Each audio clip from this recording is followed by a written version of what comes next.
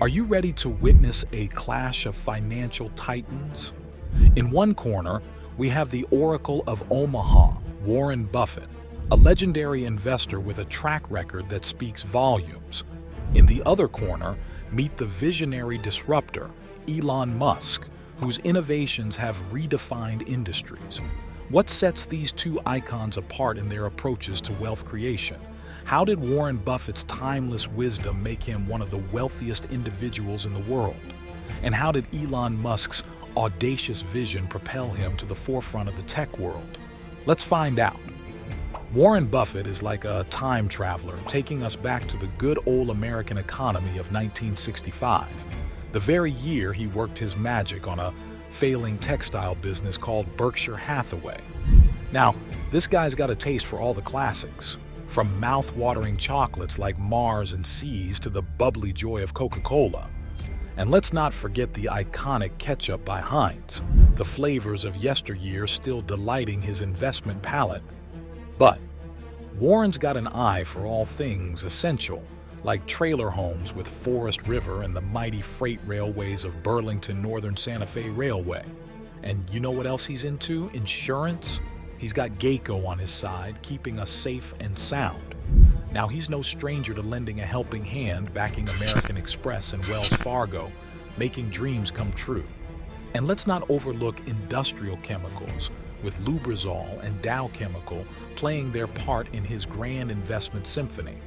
In this age of media mayhem, he's still got a soft spot for those good old local newspapers. As long as they're spreading the news and filling his pockets, he's all for it. And you'll find him, the investment guru himself, surrounded by 3 pouting cheerleaders, strutting his stuff in a line of snazzy Berkshire Hathaway branded clothing. He took a thrilling leap into the world of car sales. He went all in and bought the Van Tuyl Group, the 5th largest dealership network in the whole United States. That's $8 billion of annual revenue right there. In the early days of American cars, manufacturers like Ford and Oldsmobile needed a helping hand to sell their shiny wheels. They found their match in savvy local entrepreneurs who knew the markets like the back of their hands. And so, the dealership system was born, paving the way for a new era of automotive greatness. As the years rolled by, manufacturers started pulling some sneaky moves on these dealers. They wanted them to buy cars they didn't even want. Can you believe that? Talk about tough love, but fear not. Our heroes, the franchisees, weren't going down without a fight. They fought back, pushing for state laws to shield them from such tricks. And guess what? Those laws are still standing strong, protecting them from new, potentially game-changing business ideas. Now you might wonder, is this the way to go? Stuck in the past? Why not embrace modern, more efficient ways of doing business?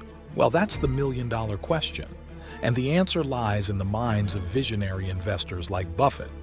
Warren Buffett's latest move has him locking horns with none other than the trailblazing Elon Musk, the brain behind Tesla Motors. You see, Elon's been on a mission, zigzagging across the states, fighting to change the very laws that govern dealership franchises. He's got big dreams. He wants Tesla to sell directly to customers, no middlemen, no fuss. The web and those snazzy physical stores are all set to revolutionize the car buying game. But he's got some fierce opposition. Musk's faced roadblocks in states like Missouri and New Jersey, where they've made it tough for him to run the show his way. When New Jersey shut him down, Musk took to the stage with an open letter, speaking directly to the people, making his case against the dealers who stand in the way of progress. Now here's where it gets interesting. Enter Warren Buffett, making a move that puts him right in the crosshairs of Tesla's vision. His latest acquisition seems to be heading down a different path, the one Elon's been trying to change. Picture this, Tesla, the electric car trailblazer, trying to shake things up but facing a fierce resistance from the old guard, the gasoline car dealerships. Now, these dealers were used to the old ways, selling gasoline cars left and right. So, you can imagine, The thought of embracing electric cars didn't exactly light their engines on fire. They had no interest in selling those shiny, eco-friendly rides, and why would they? Tesla's cars needed way less post-sale servicing, no spark plugs, no fuel filters, and they could even get software updates remotely. Can you believe it? But Elon Musk wasn't going to let the dealers play their games. He called them out for overcharging folks for unnecessary servicing. And you know what? He vowed never to let Tesla stoop to such tricks. Now you might think it's just business as usual, but Elon dropped a bomb on us. He pointed out that no new American car company had made it big by selling through dealerships since Chrysler back in 1925. It's a risky road, and some famous names like DeLorean, Tucker, and Fisker found out the hard way. Now he's got a point, you know. The old ways of car dealerships just don't cut it anymore. Back in the day, dealers had their reasons to exist. You had to visit them to get all the info on a car. Apply for credit? Yep, that meant a trip to the dealer too. Selling your old car? Well, you'd have to rely on the dealership for that as well. Times have changed and the game is different now.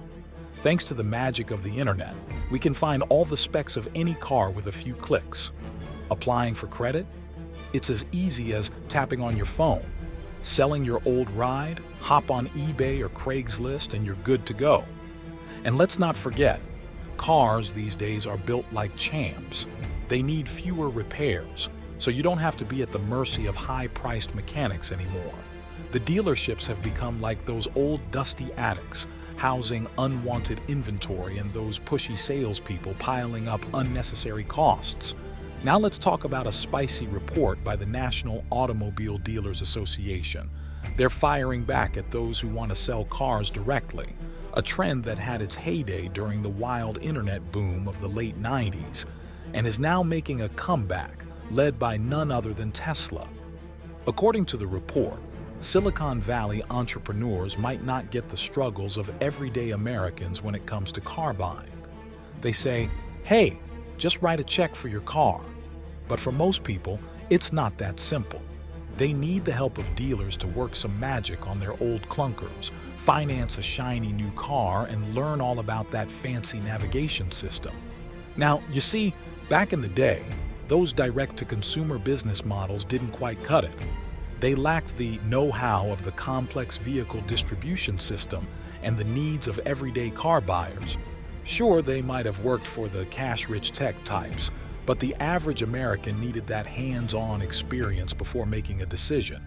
Plus, nobody had a clue about what to do with their trusty old trade-ins online.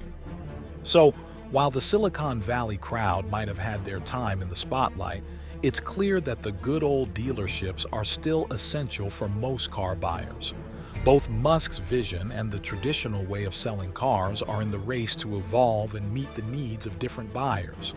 It's a showdown of innovation and tradition, and we can't wait to see who comes out on top.